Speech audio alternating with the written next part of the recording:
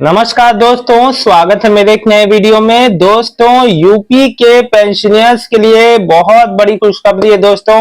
अब आप लोग का पैसा जो है आपके बैंक में क्रेडिट होना चालू हो गया है। लोगों के जो है पीएमएफएस से अब उनके बैंक खातों में आना चालू हो गया है। हालांकि दोस्तों अभी कई लोग ऐसे भी हैं कि जिनका पीएमएफएस पोर्टल पे नहीं लगा। आप लोग परेशान ना हो, कल यानी कि सोमवार मंगलवार तक आपका भी पेंशन लग जाएगा और हफ्ते भर के अंदर आपका भी पेंशन आना शुरू हो जाएगा। दोस्तों, मैं आप लोग को बता दूं कि पेंशन हर जिले का जो है पीएफएमएस में एक साथ नहीं लगता।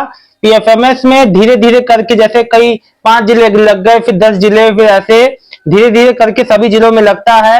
तो ये ना सोचें कि मान लीजिए कि बरेली का लग गया या मुरादाबाद का या गोरखपुर का लग गया, हमारे जिले का क्यों नहीं लगा। तो ऐसा नहीं है, सबका जिले का अलग अलग जो है पीएफएमएस में लगता है। सबका जो धीरे धीरे सबका लग जाता है और इस महीने के एंड तक सबका पेमेंट आ जाना है। दोस्तों देखिए, अब मैं आपको, अगर आपके पास आपका पेंशन नंबर है तो आप अपने पेंशन की सारी स्थिति, यानी कि आपका पेंशन कब भेजा गया, कब वो अप्रूव जो वैलिडेशन कब हुआ, कब वो अप्रूव हो कि आपके बैंक में सेंड हुआ, कब आपके बैंक ने एक्सेप्ट किया, कब आपके खाते में आया, सारी पल पल की जानकारी आप जो है पीएफएमएस में ले सकते हैं। पीएफएमएस आपको गूगल पे जाना है, मैं आपको तरीका बता देता हूं। आपको इस पे मैंने एक वीडियो भी बनाया है, आई बटन पे लिंक दे दूंगा, देखिएगा।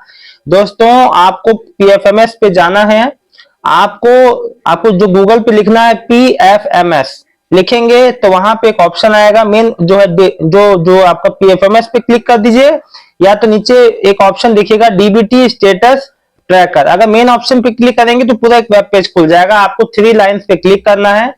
क्लिक करेंगे तो डीबीटी स्टेटस ट्रैकर पे क्लिक करना है। डीबीटी स्टेटस ट्रैकर पे जब आप उस पर क्लिक करेंगे तो एक फिर से वेब पेज खुलेगा। उसमें आपको कैटेगरी दिखाएगा। कैटेगरी में आपको एनी अदर एक्सटर्नल सिस्टम पे क्लिक कर देना है। आपको अपना एप्लीकेशन नंबर डालना है, कैप्चा डालना है। जैसे ही आप कैप्चा डालेंगे, एंटर करेंगे, आपकी पेंशन की 1 साल के भीतर की सारी जो है पूरा एक तरह से सारा विवरण, जो एक तरह से कुंडली कहते हैं, सारी संक्षेप में आपके जो बता देगा कि 1 साल पहले तक आपका कब पेंशन आया, कब आपको रिसीव हुआ बैंक में। दोस्तों, मांग के चलिए कि 30 जून और ये फिर जो है 7 जुलाई से पहले सारा का मतलब कि 30 जून तक जो है आपका जो है आपका पीएफएमएस में तो लग ही जाएगा। आपका 7 जुलाई तक सबके खातों में आ जाएगा। मतलब मैक्सिमम जो है जुलाई का पहला हफ्ता लगेगा और उसके अंदर सबका पैसा आपके खातों में आ जाएगा। दोस्तों, मैं बता दूं, कई बार जो है आपका पीएफएमएस में गलत अमाउंट लग जाता है, जैसे 9,000, 12,000, 18,000, वो रिजेक्ट हो जाता है। रिजेक्ट हो रहा है, परेशान ना हो, फिर से लग जाएगा। जिसका अभी 1-2 दिन पहले जो पीएफएमएस में लगा है उसका जो है रिजेक्ट हो गया है, तो परेशान ना हो। कल की डेट में मंडे, ट्यूसडे में या वेडनेसडे में भी आपके अंदर, उसके अंदर ही आपका फिर से पैसा लगेगा, वो अप्रूव हो जाएगा। जब वैलिडेशन में ब्लू जो है आपका हरे रंग से आ जाए, वैलिडेट हो गया आपका, तो आप ये समझ लीजिए कि हफ्ते भर के अंदर आपका पेंशन जो है निश्चित ही आ जाएगा। दोस्तों, मैं आपको बता दूं, मैं इसलिए ये बात बता रहा हूं क्योंकि देखिए, ना तो कोई यूपी में पेंशन बढ़ा है कि आपका ज्यादा आएगा। यूपी में केवल 1,000 रुपए ही है और 1,000 रुपए के हिसाब से आपको 3,000 ही आने हैं। तो जब आपका 3,000 रुपए एक्यूरेट लगे, वैलिडेशन स्टेटस ओके हो जाए, हरा हो जाए, ग्रीन आ जाए, तभी समझिएगा कि आपका पेंशन आने वाला है। क्योंकि दोस्तों, कई बार बाय डिफॉल्ट जो है गलती से लग जाता है, ऐसा होता है। हर स्टेट की पेंशन में ऐसा कई कि पीएफएमएस में जो है डिफॉल्ट पैसा लग जाता है, तो इससे परेशान ना हो आप लोग। ऐसा कई बार स्थिति उत्पन्न हो जाती है। दोस्तों, मैं आप लोग को बता दूं, कई लोग ये कह रहे हैं कि सर हमारे पास एप्लीकेशन नंबर नहीं है, हमारे पास पेंशन नंबर नहीं है, कैसे देखते हैं पीएफएमएस पे। देखिए, आपका जो नजदीकी विकास भवन या जो भी समाज कल्याण विभाग का ऑफिस है जहां से आपकी पेंशन बनी है, आप वो कार्यालय में जाना, आधार और बैंक की पासबुक ले जाना। आपको वो अपना आपका एप्लीकेशन नंबर दे देंगे, जिसकी मदद से आप जो है पीएफएमएस पे अपनी पेंशन की सारी हरकत देख सकते हैं।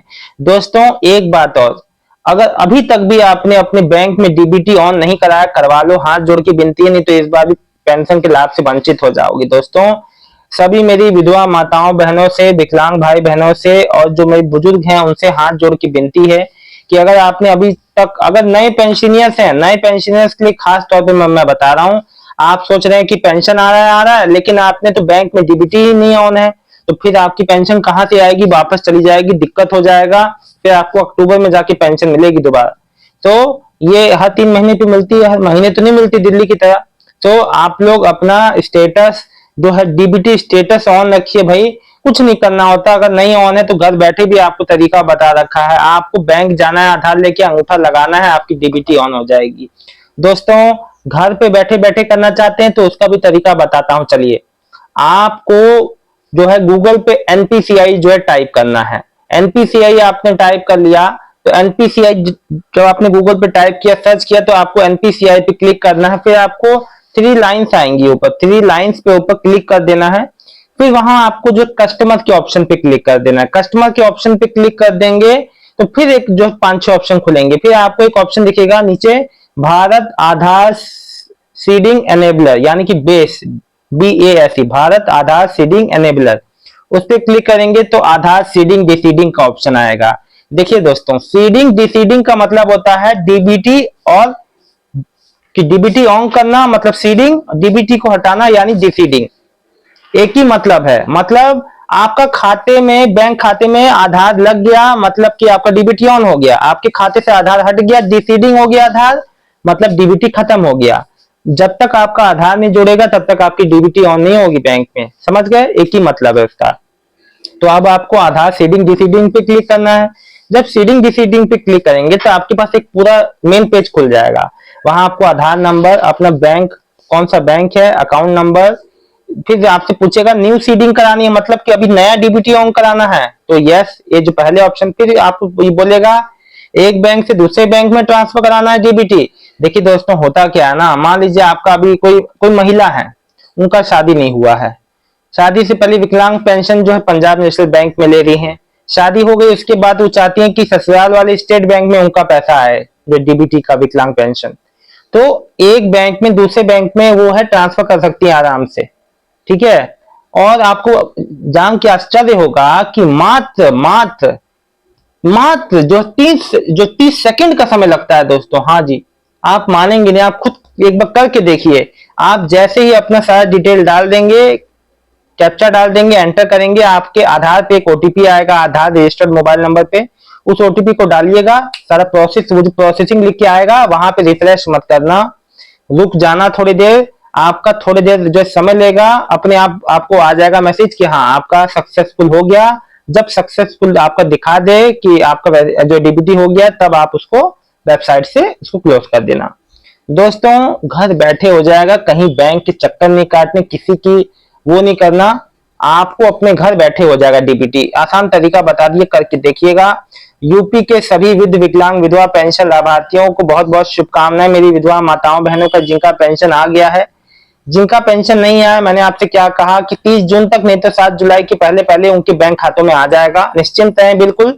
सभी जिलों में पीएफएमएस में, जो पीएफएमएस में एक साथ नहीं लगता, ये बात आपको पता होनी चाहिए, कंफ्यूजन ना हो, आपके मन में कोई भी शंका ना रहे, इसलिए मैंने वीडियो बनाया। बहुत बहुत धन्यवाद दोस्तों, और इस वीडियो को ज्यादा शेयर कर दें ताकि जानकारी सब तक पहुंचे। बहुत बहुत धन्यवाद दोस्तों।